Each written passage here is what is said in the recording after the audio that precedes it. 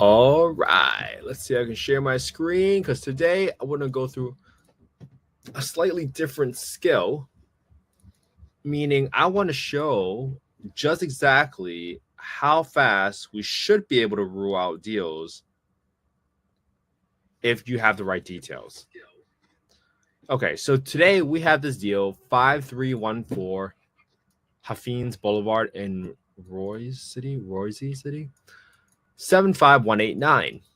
Purchase price $421,000, interest rate 4.25%, total monthly payment of $3,052. I'm going to stop right there, right? Because the whole point of this exercise is to show you how quickly we can roll out this deal. So the first thing I want to do is I want to look for the rent ceiling, and I have to look at the listing and I look up the county.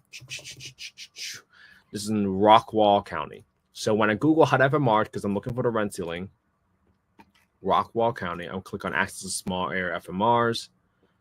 We're going to look up FY 2024 FMRs. We're going to go to Texas, and I'm going to Rockwall County. Boom. And now I want to get the rent ceiling by zip code by bedroom count, 75189.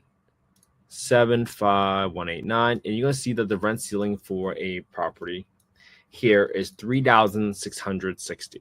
Okay. What's my payment? $3,200. Okay, great. Now I'm gonna get the market rent. When I go to affordablehousing.com and I go to the owner section and I go to the market rent estimator, I plug in the address, I plug in bedroom count. This number is super important. You see right here where it says for 25 units, the average rent is $2,517. So if you had underwritten this property at $3,660, you would probably be grossly overestimating your rent because there's almost $1,000 difference.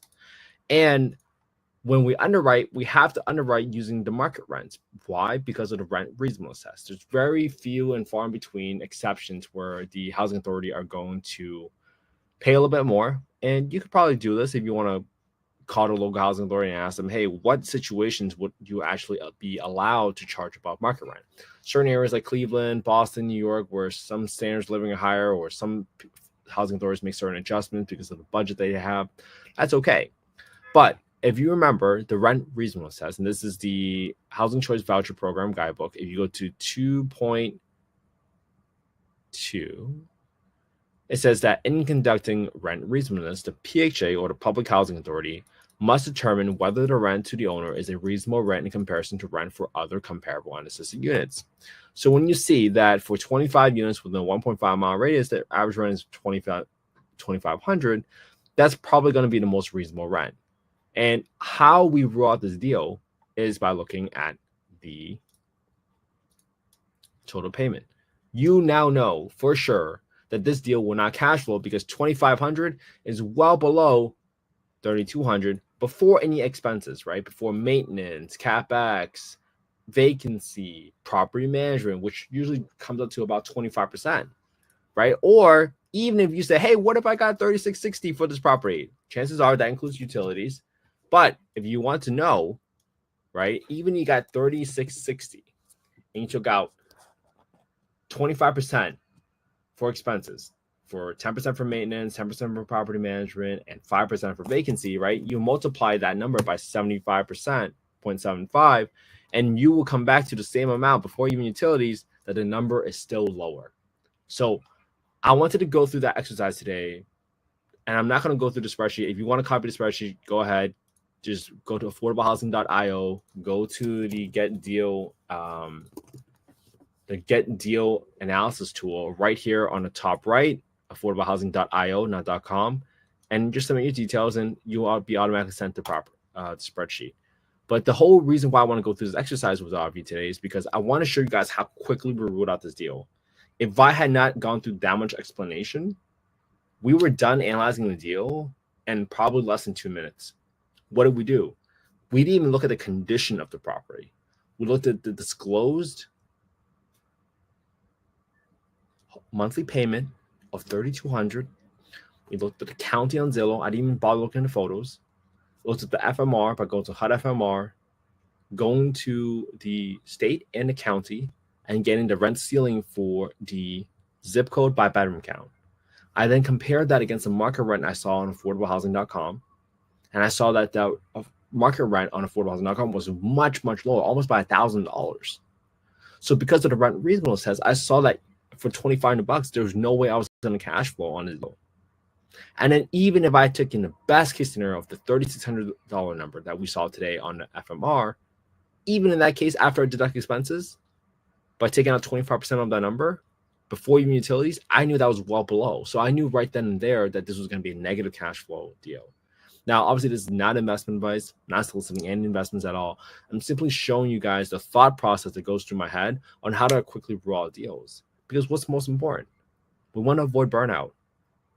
Burnout typically comes from doing a ton of work without any results and any return on your time. And that's why we want to go through this process. So in less than 2 minutes, we quickly moved on to the deal, right? I didn't even put anything onto the Excel. The reason I didn't do that today is because I want to show you guys how quick it is. Because sometimes I go for 10, 15, 18 minutes just to arrive at the same conclusion. It's also very important for you to practice skill. And imagine if a partner ever asks you, why do you think this is not a deal, right? Let's change it up. Why do you think this is not a deal?